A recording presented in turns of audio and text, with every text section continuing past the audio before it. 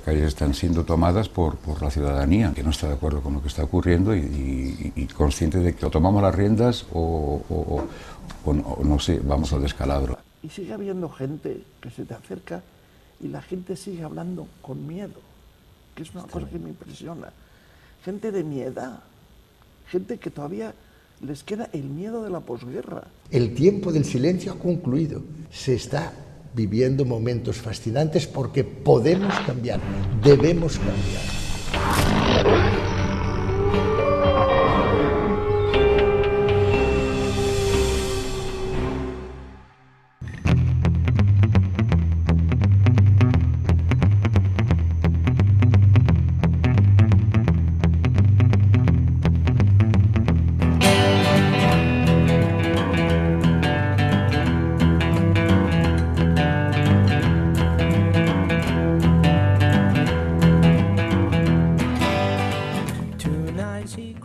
Luis Eduardo, tú en tu vida, a través de tus canciones, tu pintura, tu poesía, tu cine, siempre has estado buscando la belleza, el amor.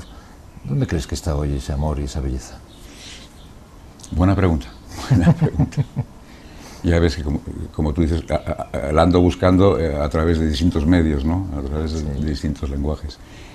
Lo que pasa es que, bueno, soy muy curioso y me gusta conocer herramientas distintas para contar cosas, ¿no? Pero, bueno, de alguna forma yo creo que el llamado artista es alguien que va a la caza de la belleza, ¿no? Incluso en el horror hay también belleza, ¿no? Pero en estos tiempos que estamos viviendo yo creo que lo que prevalece es la fealdad, ¿no? Vivimos sobre todo, además de tiempos muy injustos, terriblemente agresivos, terriblemente cínicos, son también tiempos terriblemente feos, ¿no? En todos los sentidos, la fealdad en todos los sentidos, ¿no? Y es difícil realmente encontrar por ahí alguna grieta donde pueda asomarse algo que te pueda conmover, ¿no? Y decir, bueno, pues esto vale la pena y esto es bello, ¿no? Hay como un culto al feísmo, quizá, ¿no? A la superficialidad, se pasa por encima de las cosas, todo muy rápido y la verdad es que los conceptos estéticos hoy cuesta entenderlos, quizá, ¿no? Bueno, el feísmo también es una tendencia, puede haber belleza en el feísmo también, ¿no? Hay mucho arte feísta, digamos, ¿no? Otra cosa es la fealdad, una cosa es el feísmo y la fealdad. La fealdad impera en todas partes, realmente, ¿no? Un poco como te he dicho antes, no es ya la fealdad estética, que también, sino la fealdad ética, ¿no? La fealdad de valores, la ausencia absoluta de valores no solamente humanos, sino sociales, políticos, económicos. En los económicos funcionan muy bien los valores de cambio, ¿no? Por desgracia, las altas finanzas son los únicos valores que realmente gobiernan, ¿no? Vivimos en un capitalismo muy curioso que va más allá del capitalismo, ¿no? Gobierna el poder económico de los piratas financieros, ¿no? De la especulación pura y dura. Son grupos muy poderosos económicamente quienes dirigen todo, empezando por la política está al servicio, no descubro nada nuevo, al servicio de los intereses ni siquiera de la economía, sino de la economía del croupier. Sí. Es un tremendo casino y estamos, bueno, al albur de lo que decidan estos financieros. ¿Tú te hubieras podido creer hace 5 años, te dicen que iba a pasar todo lo que ha pasado, que íbamos a estar en manos de quienes estamos, ¿no? Y cómo se han recortado derechos y que la gente realmente tragara como está tragando, porque hay movimientos y tal, pero a mí es que no me cabía en la cabeza, ¿no? Que la gente pudiera ser quizá tan poco rebelde frente a esta situación, ¿no? Bueno, hay un descontento obvio, ¿no? Está en la calle cada vez más, ¿no? La novedad es que no se ven maneras de encontrar otras vías, ¿no? para salir de este atolladero. Es decir, porque es una situación nueva, es un cambio de época, es una era que se acaba, la era contemporánea evidentemente se acaba aquí, empieza otra que navega en un mar de confusión, ¿no? El socialismo, primero el llamado socialismo real, cayó a finales de los 80, ¿no? Y ahora estamos viviendo la muy lenta caída, desde mi punto de vista, ¿no? la muy lenta caída del capitalismo irreal. Porque esto no es capitalismo, esto es un poco, como te he dicho antes,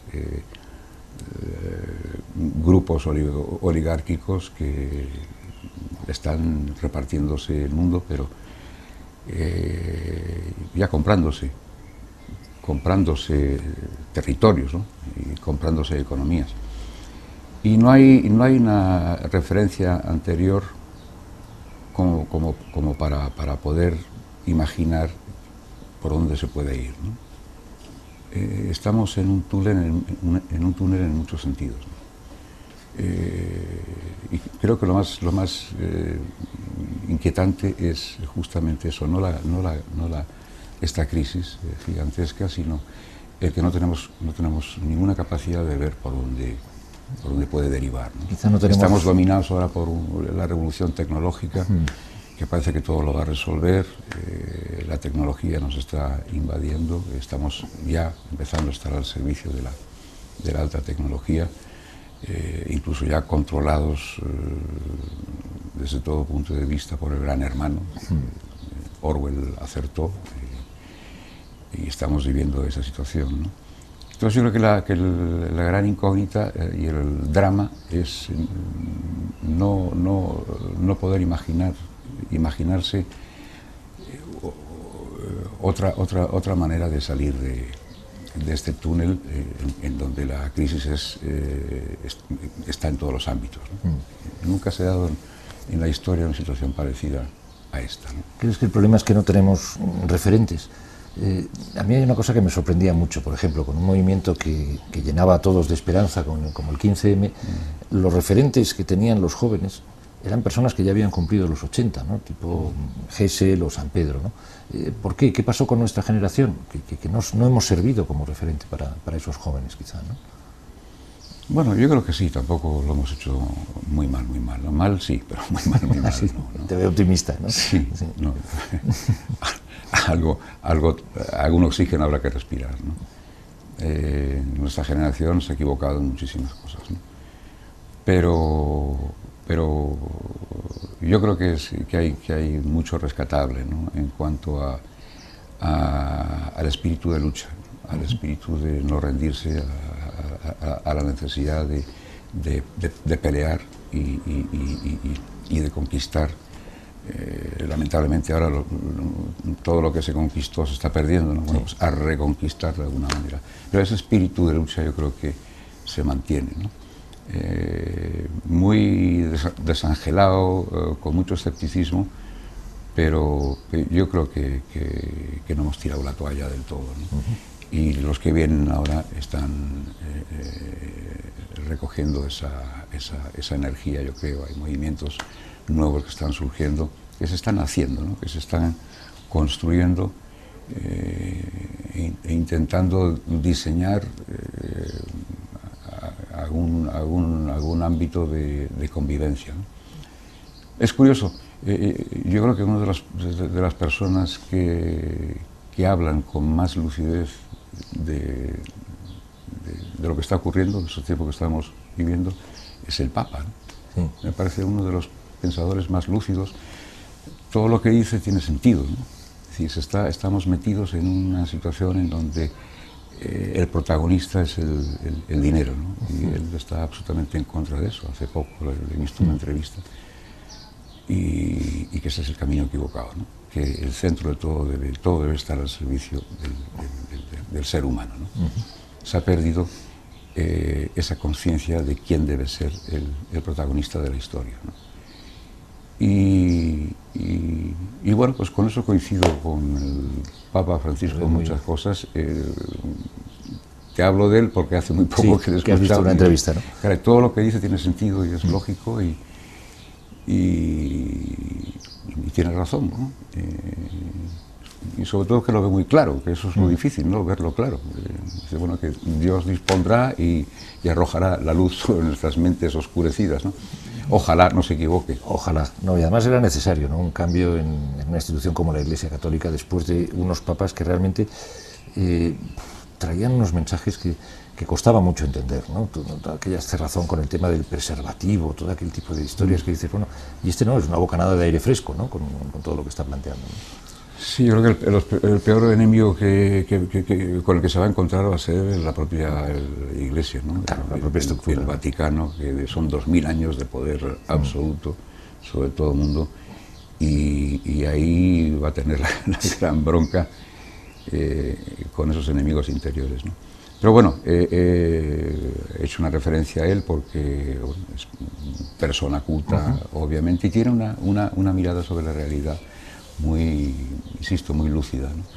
Y tal vez lo que se está echando de menos ahora, en estos tiempos seculares, ¿no?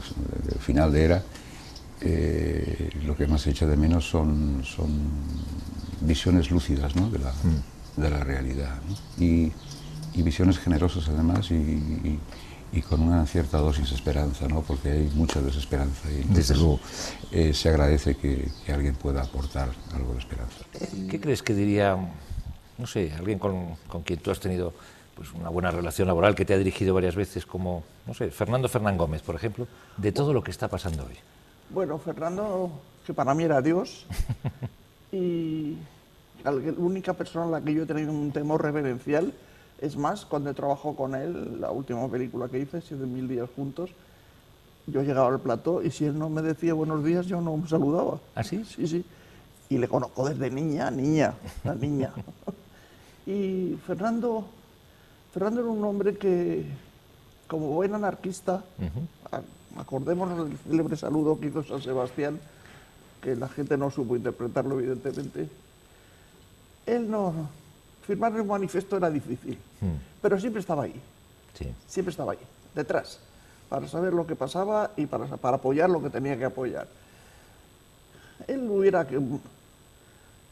con su sentido del humor y con su sabiduría, hubiera dicho que lo que está pasando, normal, en este país de mierda, normal. O sea... Sí, esto es como en las manifestaciones, ¿no? que muchos gritos son esto nos pasa por un gobierno facha, y sin embargo los sócratas dicen esto nos pasa por tener gobierno.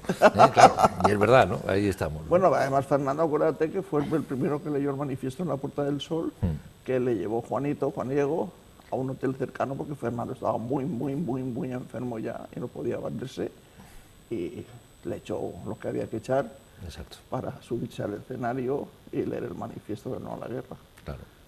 Sí. Eso del no a la guerra nos marcó a muchos, y quizá fue una especie de crucifixión de nuestra profesión, porque a partir de ahí nos hemos ganado unos enemigos. Nos odian directamente, o sea, lo que está ocurriendo últimamente yo creo que es una venganza, directamente, es una venganza, y... Porque no la guerra lo dijimos nosotros, evidentemente, los actores y los técnicos y, en fin, todo aquello de los Goya.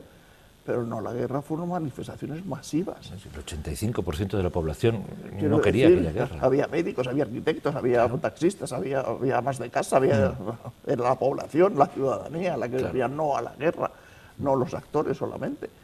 Pero sí, desde entonces...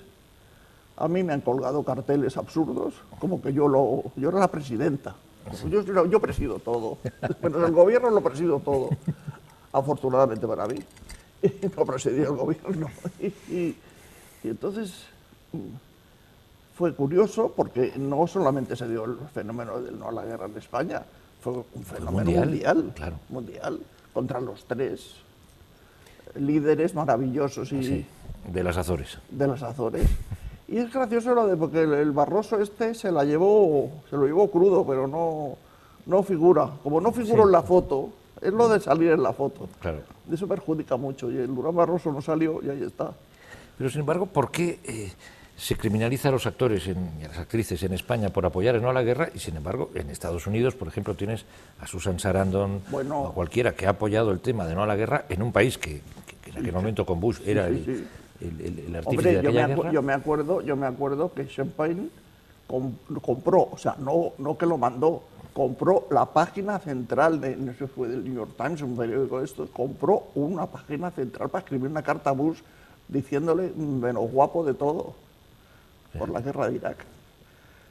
Y este señor sigue ahí y le dan Oscar y hace no pasa películas nada. y no pasa nada. Y a George Clooney se le ha visto que la han llevado posado con su padre por manifestarse también, quiero decirte. O sea, ellos han creado una goebbeliana idea de lo que es un actor, que es un ser millonario que vive en Miami, todos vivimos en Miami. Vamos, te voy a contar, Carlos, que yo en un taxi he dado las señas de mi casa, que es una casa normal, en una calle normal, y el taxista me ha preguntado, ¿de verdad usted vive ahí? Y yo, sin salir de mi asombro, digo, ¿dónde cree usted que vive? Diga que usted le da la razón, y cree que vivo en Miami. Y digo, pues sí, siento desilusionarle, pero soy una ciudadana que vive en una casa normal y corriente que tiene 100 metros, bueno, claro. Es la casa de mis padres. O sea, ellos han creado esa confusión sobre nosotros, que todos somos millonarios, que vivimos como millonarios, que no tenemos por qué hablar, cuando nosotros hablamos como ciudadanos, no como artistas. Y tenemos el mismo derecho a la palabra que cualquier otro ciudadano a decirlo, a expresar su oposición a una serie de cuestiones que están pasando en este momento a todas, de arriba abajo, de abajo arriba, de derecha a izquierda. Claro. Es que además lo que nos planteamos los actores es, bueno, tenemos unos medios a nuestro alcance, ¿no? Sí. A veces nos hacen entrevistas, somos más mediáticos. Bien, tiene más eco lo que podamos decir. Pero yo lo que me planteo es, ¿por qué atacan a los actores que tomamos posición, que tomamos partido, que nos comprometemos, cuando debería ser al revés? Es decir, esta persona que tiene la capacidad de salir en los medios de comunicación y hacer, pues, no sé, una reflexión pública para que la gente se conciencie, se sensibilice sobre un tema, y sin embargo, no sé, ve cómo mueren 50.000 niños al día, o como hay la cantidad de desahucios que hay aquí, sí. Y si se quedaran callados, es donde tendríamos que atacar a estas personas, sí, ¿no? Porque a veces esas personas que nos atacan y por hablar, se declaran católicos. Ah, sí. Y yo, que soy una persona que, por mi formación, puedo presumir de una buena formación religiosa, hay el pecado de omisión. O sea, tanto peca el que hace la mala acción como que el que mira para otro lado y no la ve. Entonces, evidentemente, ¿cómo es esto? Aquí se desahucia, un día sí y otro también. Se ha desahuciado a 2 ancianas, una en Valencia y otra en no sé qué sitio, de 80 y tantos años, que hay que ver las caras. A un niño de 10 días, los Provida, estos que defienden, que defienden la vida. Defienden la vida, será de la vida de ellos, no entiendo, pero porque la vida del ciudadano normal no la defiende. Y entonces esta gente que se declara tan católica, apostólica y romana, pues no ejercen. No, desde luego. Y además, comentabas antes que la imagen que tiene el público en general del mundo de los actores es totalmente falsa, ¿no? No, falsa completamente. O sea, ni somos trabajadores ni somos nada. Somos unos señores que vivimos como Dios. Sí, que vamos de estreno que Dios en viva estreno. bien, porque yo no tengo el gusto de conocerle, pero al hijo sí que le crucificaron, pero bueno, al que vive bien debe ser el padre. Y quitando eso, pues aquí todos vivimos como Dios, todos somos millonarios, y además somos unos hipócritas y no sé cuántas cosas más. Ya, y luego, si tú haces una cosa por narices, por no decir otra palabra, tienes que ser consecuente con esa cosa. Vamos a ver, hay una premisa que es falsa. Si yo utilizo, por el motivo que sea, la sanidad privada, ¿por qué no puedo defender la sanidad pública para los demás? Es que ese tema es increíble. Tú tuviste un problema en México de respiración, viniste aquí y te fuiste a un hospital privado. Y te pusieron a parir por eso. Cuando realmente, si lo analizas, debería ser al revés. Es decir, esta persona que puede permitirse el pagar una sanidad privada, sale a la calle a defender una sanidad pública que precisamente no es la que va a usar ella, sino es para los demás. Eso que debería ser un motivo, poco menos que de ponerte una medalla, lo utilizan como al revés, como argumento. Sí, todo es al revés, todo es argumento, todo es en contra, todo es nada es a favor. Y yo soy una señora, además, que hablo poco de mi vida privada, por supuesto. Yo he padecido, y afortunadamente aquí estoy, 2 cánceres. No he dado ruedas de prensa, no he dicho, me van a operar, tengo un cáncer de esto, un cáncer del otro. Quiero decir, y he usado la sanidad pública. Ahí has visto la cara a la muerte. Yo también la vi hace 7 años cuando tuve un infarto agudo. Sí. ¿Cómo crees que te cambió la vida eso? No, es curioso. Es curioso porque me lo han preguntado incluso mis hijos. Yo nunca pensé que me podía morir. Nunca. Ni se me pasó por la imaginación. Hay una cosa que es muy curiosa y que pasa mucho en los actores. Los actores tenemos metido en el ADN que seguimos trabajando, vamos, que para dejar de trabajar tienes que ir con el certificado tú. Sí. O sea, no que lo diga otro, sino que tú ya, fantasma o ectoplasma, vas con el certificado, dice que me he muerto, que no he podido venir a hacer la película. El show tiene que continuar. Esto. Y entonces yo cuando me operaron del primer cáncer, a los 5 días yo dije, eso tengo que salir yo corriendo de aquí, porque tengo que hacer una película, que tenía que hacer una película con Ramón Salazar, un papel muy bonito que me había escrito, que lo único que había una dificultad, yo era fumadora empedernida, tú me has conocido, y había dejado de fumar, y entonces le dije, bueno, pues hablé con Ramón y le dije, pues cambiamos el pitillo por una boquilla, que en fin, que esta mujer esté de los nervios. No, claro, como nada más salir de ese cáncer, tuve un cáncer de pulmón, olvídate de la película, lo hizo Vicky Peña, espléndidamente, espléndida mujer, espléndida actriz y maravillosa amiga a la que desde aquí mando todo mi cariño porque, en fin, la adoras. Geniamos en muchísimas cosas. Y claro, el cáncer de pulmón sí ya la cabeza dice, es un momento, ¿qué está pasando aquí? Pero aquello también lo planteé de otra forma y el médico era muy gracioso, era un hombre muy seco, ya me lo dijeron, pero luego me cogió un gran cariño, porque yo le plantifiqué todo, no le planeé. Digo, mire usted, ya sé que en el decoro han estado 5 días, sé que me tiene usted que partir una costilla, me dice, o 2. Digo, bueno, o 2, las que usted quiera, usted me parte lo que necesite. Digo, entonces, si he estado 5 días ingresada por el decolon, a este le ponemos 10 de recuperación. Digo, es que mi hija va a salir de cuentas, claro. Digo, y quiero estar. Y me dice, ¿puedo hablar yo que soy el médico? Ahora me toca a mí, ¿no? Digo, pues sí, hable, claro. Dice, bueno, para empezar, dice, yo, aparte de usted, opero más gente. Sí, eso para empezar. Dice, los quirófanos también hay más gente. Dice, entonces, me parece usted muy bien lo que han planificado. Dice, quiero hacerle la advertencia que su hija va a parir sin usted o con usted, da igual. Pues, o sea, le llega y pare. Dice, pero en fin, de todas formas, ajustándonos a lo que más puede ser, la opero tal día. La opero el día 14 de abril. El día de mayo, el 14 de abril, la República, que una como republicana, cada vez que de 14, le viene la República. Y entonces mi hija llegó, Mónica, jajajaja, y yo decía, ¿pero de qué te ríes? Dice, no te lo vas a creer, se me ha adelantado el parto. Digo, hombre, lo menos que te podía pasar. Total, que mi nieto primero y yo nacimos al mismo tiempo. A mí me estaban operando y ella estaba pariendo. Ahí está. Es maravilla. Cumplimos años. Tenemos 13 años los dos. Ya. Bien hecho, bien hecho. Se está viviendo momentos fascinantes porque podemos cambiar, debemos cambiar. El neoliberalismo nos ha llevado a una situación de desbarajuste total. Absoluto. Sí. Desbarajuste a escala mundial. Han marginado a las Naciones Unidas, han puesto a unos grupos plutocráticos de 6, 7, 8, 20 ahora. Pero ¿cómo puede ser que tengan la desfachatez de que 8 países gobiernen a 193? ¿Cómo se puede tener la desfachatez de decir que a partir de ahora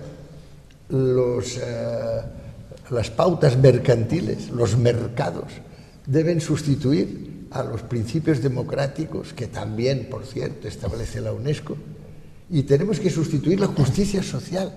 Todo eso aparte, porque ahora es el mercado el que nos va a gobernar, y así nos ha salido. Estamos viviendo una economía de especulación, una economía de deslocalización productiva. Estamos viviendo una economía de guerra. Cada día 3.000 millones de dólares en armas, cuando se muere la gente de hambre. De ellos muchos niños y niñas. ¿Pero qué es eso? Bueno, pues todo eso se refleja además en una Europa que hace aquella declaración en el año 2000 preciosa de derechos humanos, la dignidad, la igual dignidad. Y después habla del derecho a la vida y de la abolición de la pena de muerte. Maravilloso. Y a continuación, lo que hacemos es una unión monetaria, Carlos. Y no hacemos una unión económica ni una unión política. Y los mercados llegan a la desfachatez, que se ha aceptado, que esto es lo que parece absolutamente un sueño. ¿Cómo se ha podido aceptar? Los mercados nombran en la misma cuna de la democracia, que es Grecia, nombran a un gobierno sin urnas, sin elecciones. Y en Italia se repite lo mismo. Estamos en un momento en que hay que decir basta. Pero ahora podemos decir basta. Hasta ahora no lo podíamos decir. Ahora podemos decir basta. Ahora podemos hacer un gran clamor de millones y millones y millones de firmas diciendo esto ha terminado. Ahora somos los pueblos, como dijo Roosevelt, ahora somos los pueblos los que vamos a tomar en mano las riendas de nuestro destino. Me encanta verte tan optimista, ¿no? Sobre todo cuando ves que... No soy optimista, porque dicen que un optimista es un pesimista mal informado. No. Yo lo que soy es esperanzado, porque creo que cada ser humano es capaz de inventar su futuro, porque cada ser humano es capaz de crear. Yo creo en que esta facultad, que es una facultad, y lo digo como bioquímico, es una facultad desmesurada. ¿Cómo podemos ser capaces de crear? Pues bien, como podemos ser capaces de crear, lo que tenemos que hacer es no distraernos, no dejar que nos distraigan. Nos tienen distraídos, el NTD nos tienen distraídos, hoy es una droga terrible.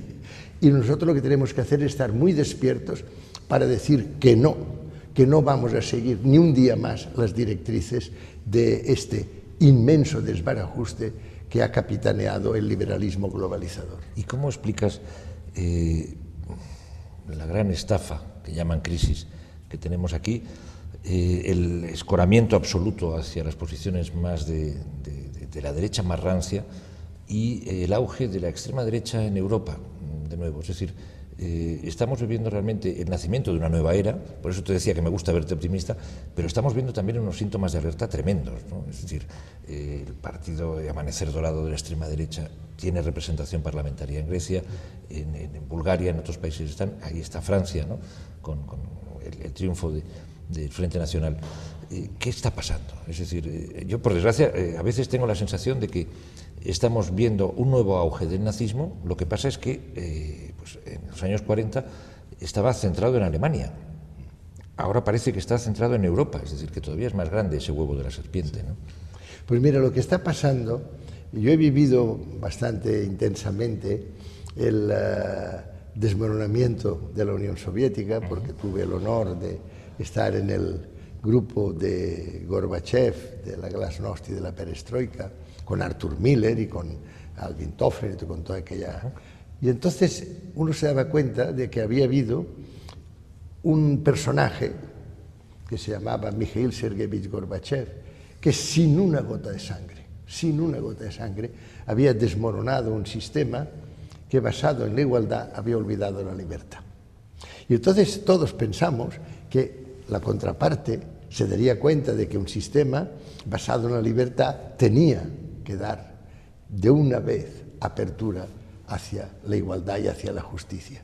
Y en lugar de esto nos encontramos que cuando, gracias a otro personaje histórico, Nelson Mandela, de la noche a la mañana desaparece el racismo, desaparecen las razones para el fanatismo, se crean las bases de la conciliación, lo que hace aquel prisionero después de 27 años, en lugar de salir y decir ahora ha llegado la venganza y tal, lo que hace Nelson Mandela.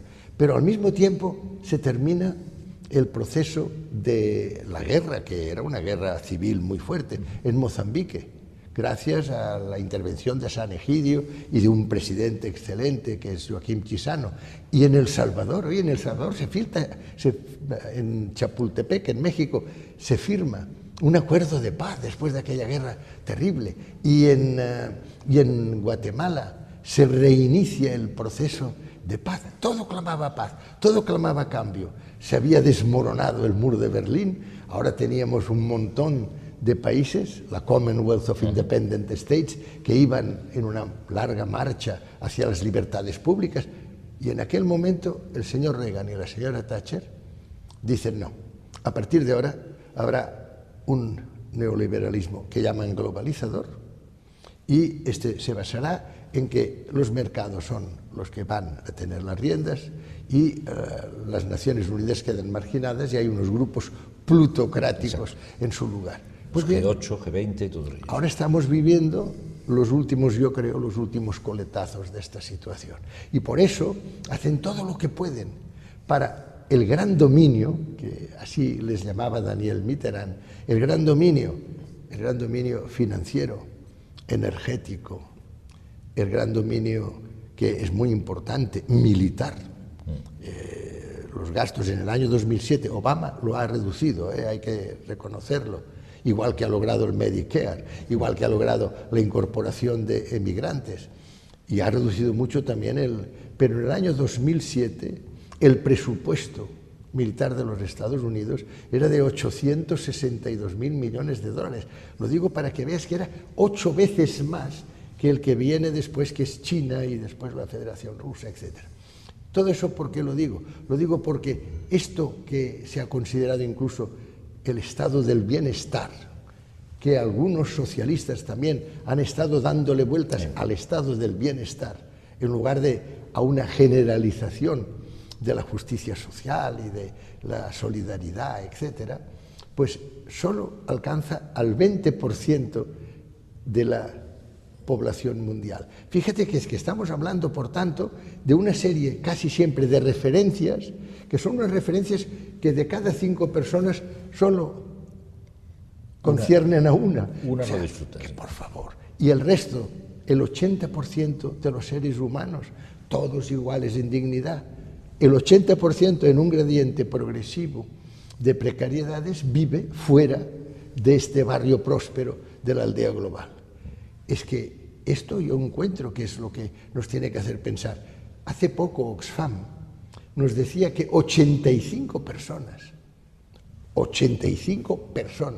tienen una riqueza mayor que la mitad de la humanidad. Es decir, que 3.300 millones de personas, algunas de las cuales viven con $1 al día, en la miseria más absoluta, 3.300 millones de personas tienen una riqueza que es la equiparable a la que tienen solo 85 personas. No puede ser.